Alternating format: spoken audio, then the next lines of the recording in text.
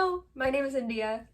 Eleanor has decided to join me, but I anticipate she's going to be jumping up there. Today I am doing the second part in a video series that I started at the end of 2020, and that is reading books inspired by other booktubers. I have so many books on my TBR that I associate with a specific booktuber, and this is in no way an original video idea concept, but I picked some books that I have on my TBR that I associate with these booktubers, and I vlog reading them. Today we are doing none other than Jen Campbell. I'm pretty sure Jen Campbell was the first booktuber who I started watching and just was very influential in my reading and the books that I started to discover when I was in high school. I started to think about reading more fairy tales and fairy tale retellings, reading feminist classics, reading queer stories, and I think that she and her channel have had a pretty big impact on me as a person. So let's talk about some of the books that are on my TBR because of Jen Campbell, and then we're going to talk about the books that I will be reading this month. So some of the books that I have read and discovered and fallen in love with because of Jen are basically anything by Jeanette Winterson. I read and found out about Oranges Are Not the Only Fruit through her, and now she is one of my favorite authors. Similarly, Kirsty Logan, Allie Smith. I read The Vegetarian because I saw it on Jen Campbell's channel. But other books include The Dumb House, anything by Karis Bray, all of Emma Donohue's short stories, The Book Collector, Margaret the First. Notes Made While Falling was a recent one that she mentioned that I'm really interested in. NP by Banana Yoshimoto. Pew and The Heart. And that's not an exhaustive list, but that is just the list I have on hand. But the books I'm going to be reading this month are as follows. We have A Guide to Being Born by Ramona Ausbell. This is a collection of short stories about the body, I think, and life and existing as a human. Next, we have Poor Things by Alistair Gray. This is a retelling of Frankenstein and is about this man who his wife or a grown woman dies, and he brings her back to life with the soul of a young girl or a baby. And it's supposed to be creepy. Last, but certainly not least, I have to mention a Michelle Faber book, and we have The Crimson Petal in the White. This is about a prostitute named Sugar in Victorian London, and it's very big.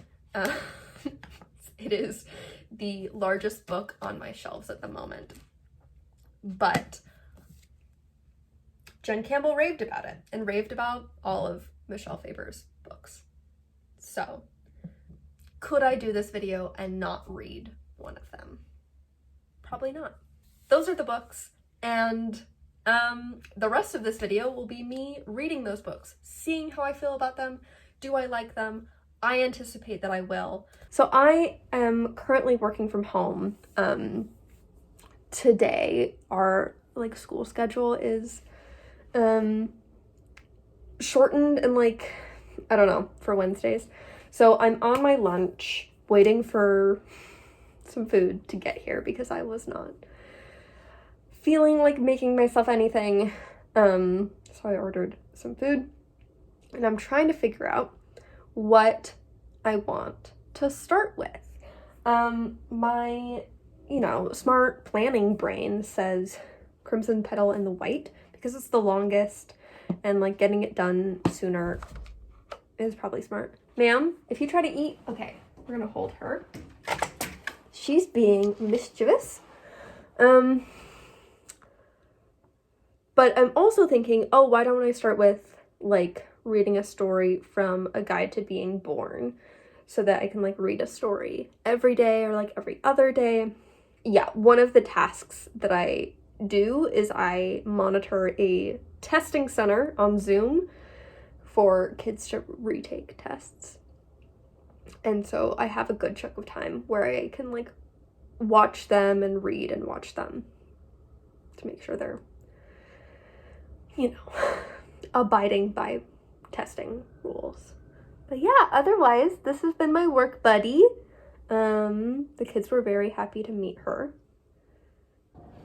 Hello, happy Friday.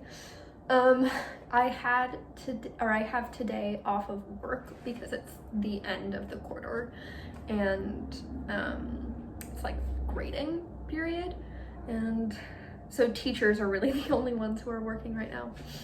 So I've been home relaxing, getting some stuff done. I decided to start with reading The Crimson Petal in the White, and I love it. I love the way that it starts with this like second person narration. I love all the descriptors. It reminds me of reading Dickens. So that's fun. But yeah, I'm on chapter 4 now. But today I want to go be outside because it's going to be almost 80, which is lovely. So I have some errands I need to run. I need to get like cat food and some planters for these 2 hanging plants that are really like need to be replanted because they're just too big for the pots they're in. And then because I'm doing that, I think I will need to make some hangers, like macrame hanging for them. Don't try to do that. You, like, why can't you just be happy? I want to go sit in a park and read on a park bench. Like, yeah, so I'm going to do that.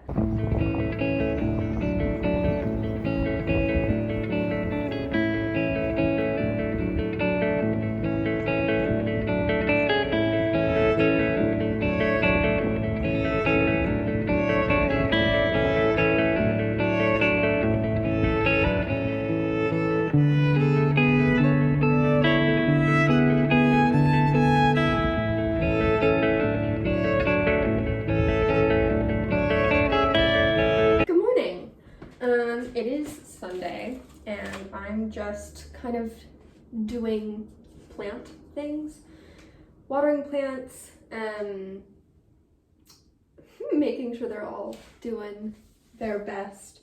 But yes, I'm also going to make some tea, some breakfast. I am now on like page 120 of Crimson Petal and the White, and it's so well written. I think, like I said, that I really enjoyed the way it opens, of this kind of like unknown, omniscient narrator using the second person to guide you through London and to guide you through like the characters that you're meeting. And it's really interesting, and it is kind of this fusion of a like classic Victorian Dickens novel and this like cultural commentary.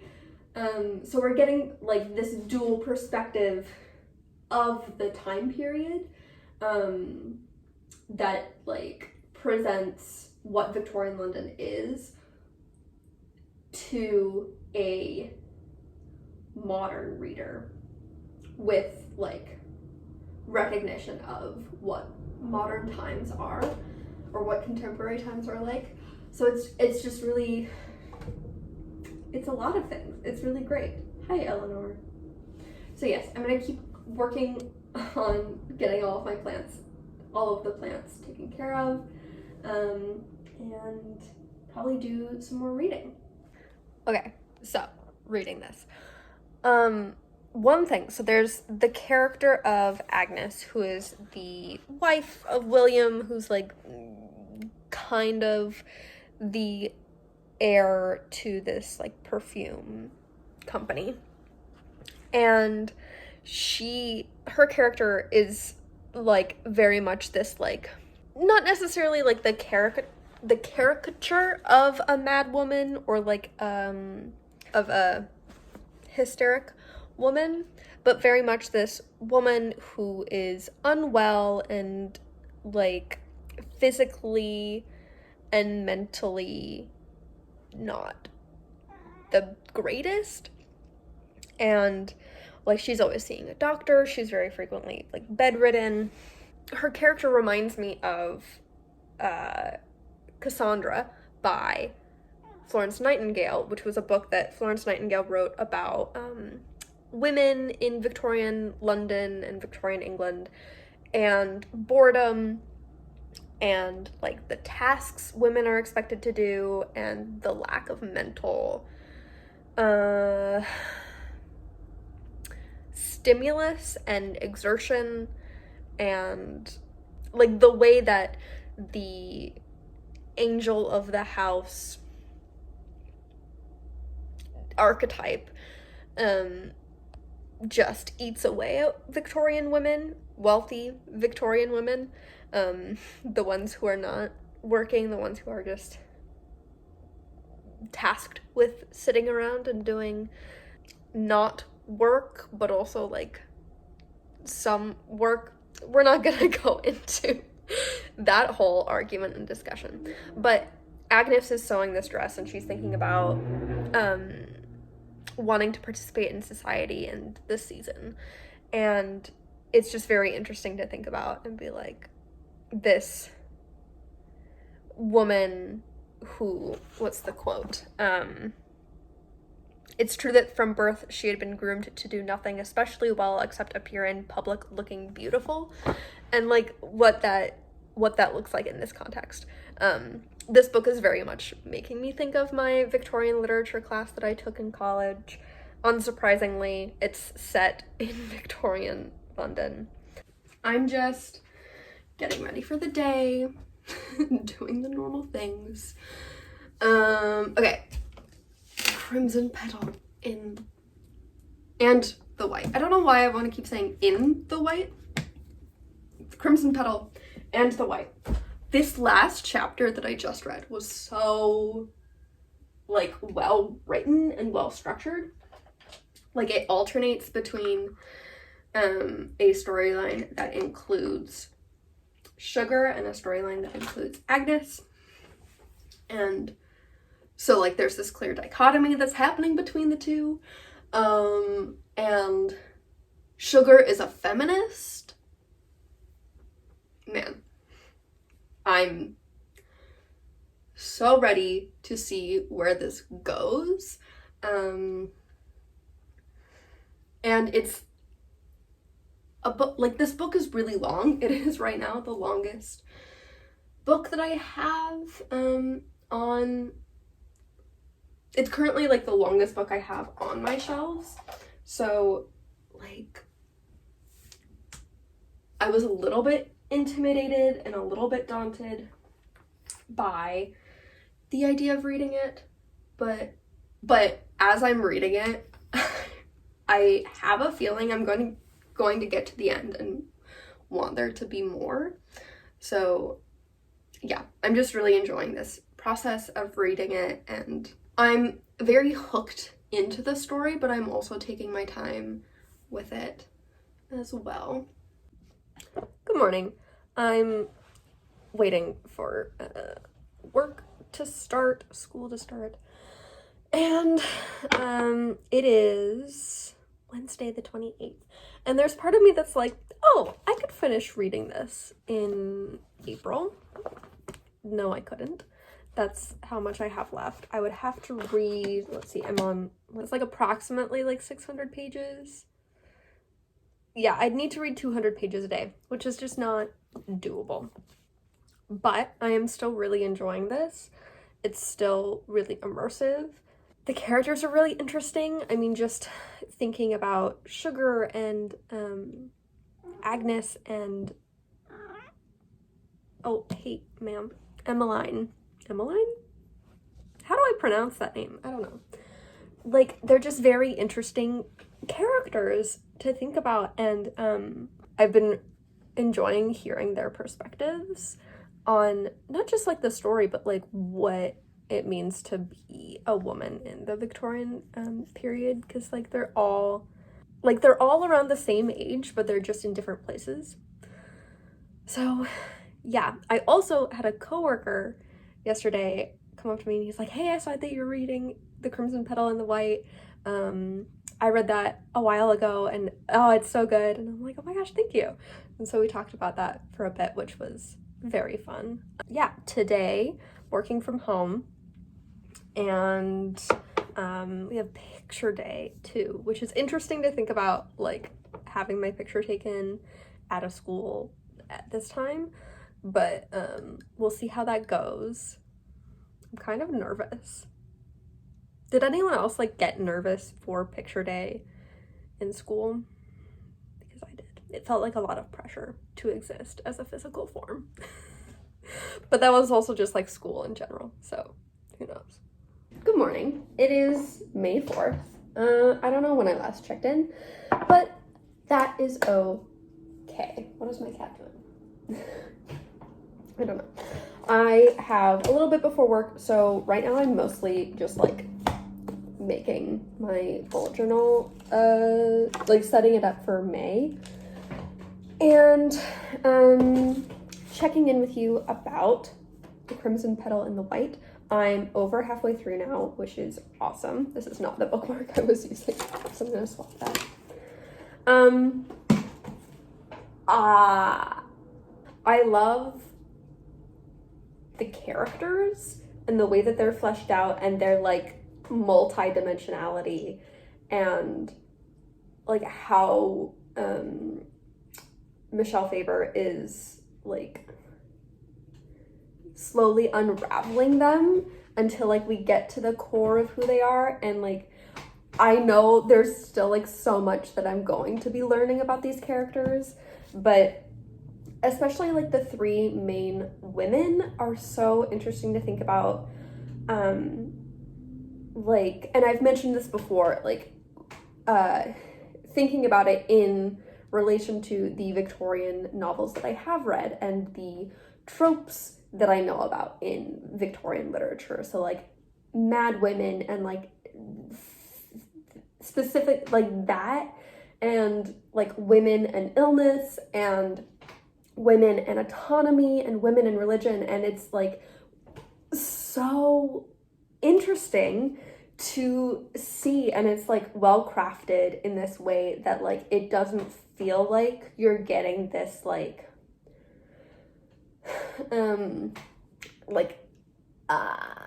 I don't want to say explicit comparison, but it doesn't feel super obvious the way that we are led to compare the three characters, Sugar, Emmeline Fox, and Agnes Rackham.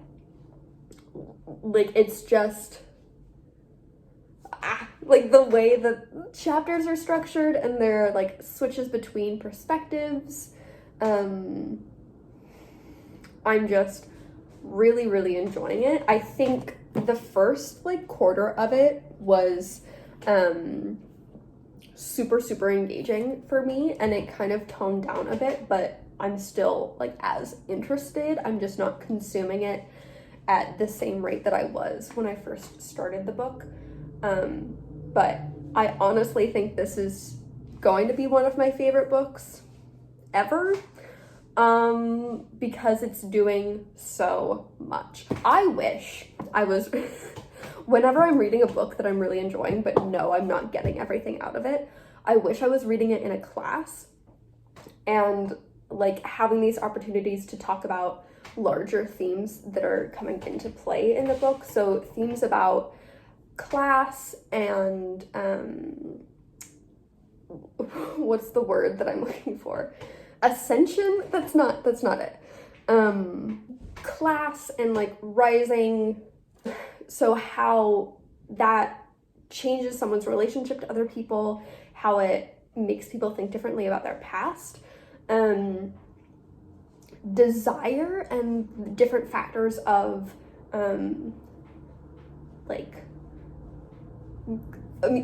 one of our main characters is a prostitute, so we're thinking about lust and like sexual desire, but also or desire that extends beyond sexual and kind of this like craving to know everything about someone, and craving this like different kind of intimacy, sexual and romantic desire and religion and like how that all happens. Oh, it's so good. It's so good. So I'm having a great time. But yeah, I know there are things that I'm missing in this, specifically, I think politically speaking, because I'm not the most well-versed in Victorian politics and the intricacies of that and the nuances of that and how that would look in these characters' lives, like characters who aren't politicians, but who are just like living their lives.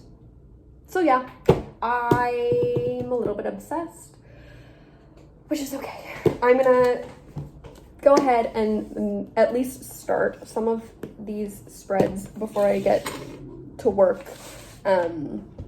We've been doing not state testing, but we have these like tests that students have to take, and so us like educators are just sitting around watching them take tests, which is riveting.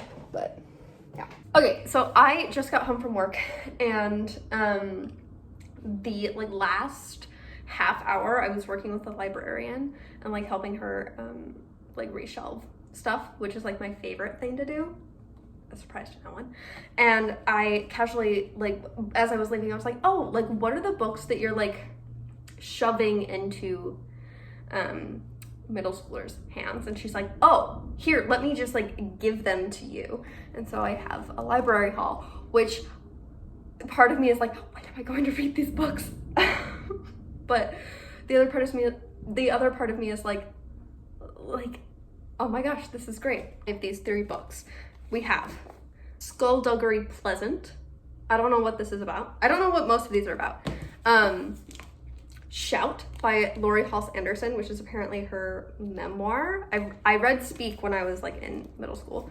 And Scythe by Neil Shusterman, which I have heard about from BookTube. And I guess I'm gonna read it. Like, should I just read these when I finish Crimson Petal and the White?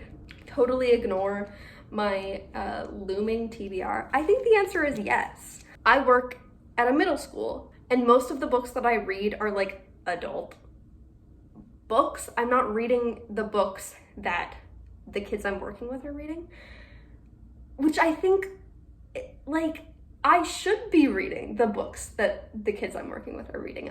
I want to be able to be like, oh my gosh, they're super into this. Like, here, read this. Or like chat with them about what they're reading. Oh my gosh, what a concept.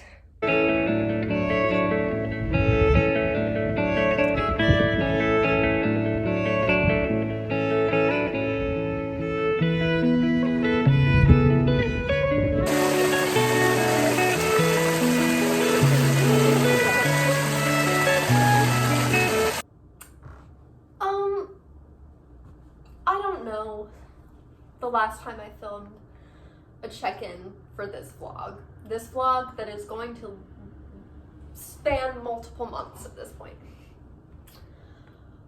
But I also don't know like when the last time I came home from work and just like sat and felt like reading was. Not that work has been particularly stressful, not that there's like anything going on. I think just like reading hasn't been a priority per se. Hence why I'm still working on the Crimson Petal and the White. To be like, it's a big book. And I am allowed to be patient with myself and with my reading and everything. But yeah, so my thoughts on The Crimson Petal and the White. Let me bring you closer. This feels like far away. I don't know if this is better, but we're working with it. The Crimson Petal and the White. I am on page 676. Today, I really want to finish this section. This section ends on page 715. Yes, this is taking me a long time to finish because it's big. I also took a break from it to read Shout by Laurie Halse Anderson at the recommendation of my school librarian. And I don't know if that was the best idea. Like, I definitely lost some momentum with this one, but I'm still enjoying it. I think this is maybe one of the best books I have ever read. And I am like truly just like blown away any moment that I'm reading it, just with how Michelle Faber is crafting this story and the multidimensionality of these characters. It is honestly genuinely something that I'm reading it and I'm like, oh man, this is so good. My cat just got on the organ. How many times while I'm filming does my cat jump onto the organ? I don't know. Maybe I can get her to sit with me. I'm reading it and like observing what he's doing with the characters, observing what he's doing with language, observing like how this story is unraveling, and it's so good. It's brilliant. And these characters, these women specifically, and the way that they're moving through the world, or not, oh my god, their dreams, their desires, the things that they're passionate about, like these are women who I've never encountered before. Which is true to say of like any person, any character. Like you're coming to them, you're like meeting people for the first time. You're meeting characters for the first time. But I've never met these characters before. I'm still planning on reading A Guide to Being Born and Poor Things, but right now, this is taking up a large portion of my mental and emotional focus in a way that I wasn't anticipating. I expected to like it, but I couldn't have anticipated how great it would be. I think I've already said this, but it is like you are reading a story, a like Victorian novel, like from that time, but you have it's like that, but also a like history of, not necessarily history, a like social guide to the Victorian period. While there isn't necessarily explicit explanations of like, here's what's going on in this time and that is relevant because this is what the British Empire was doing and this is what was happening in the colonies and blah blah blah, but you like pick up on the characters' sensibilities about like the world, and that includes imperialism, that includes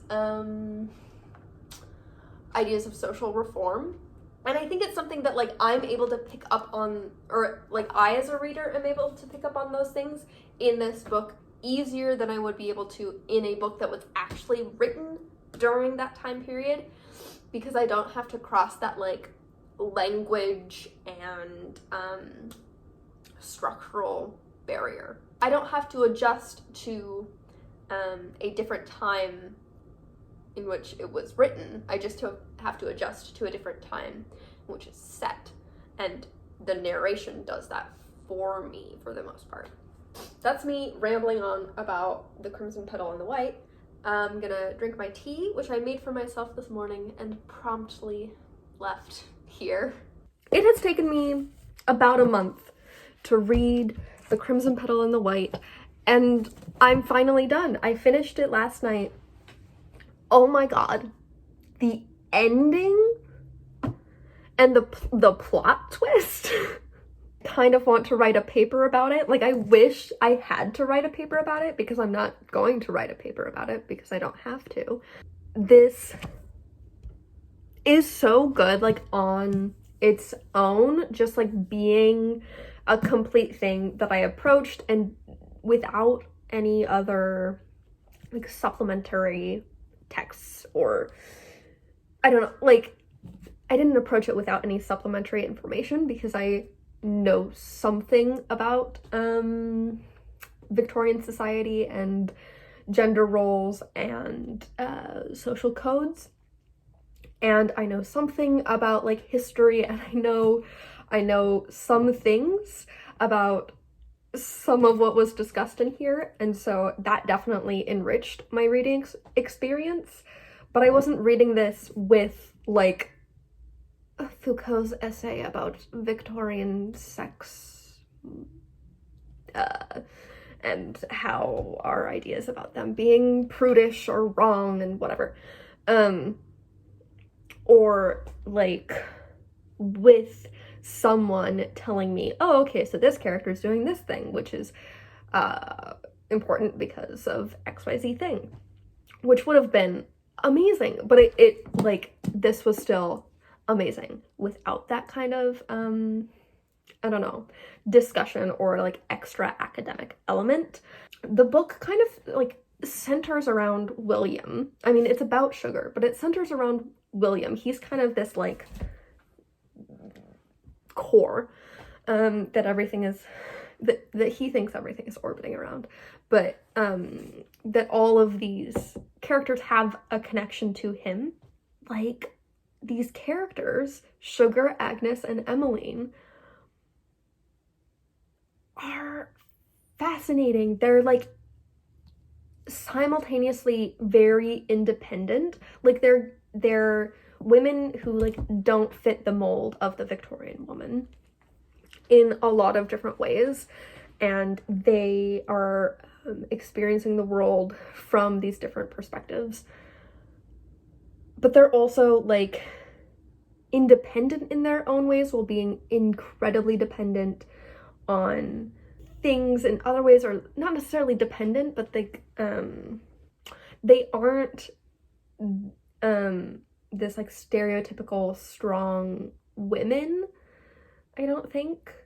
Sugar might be classified in that, but I think we get to see her weaknesses, and we get to see her faults and her the like breaking points, and we get to see that with everyone, and it's so cool, and I loved it.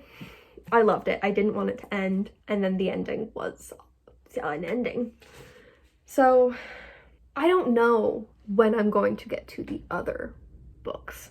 Yeah, that's my check-in. If I do end up cutting the vlog here and having this be part 1, thank you so much for watching. Let me know if you've read this book, what you think about it. I would love to talk about it.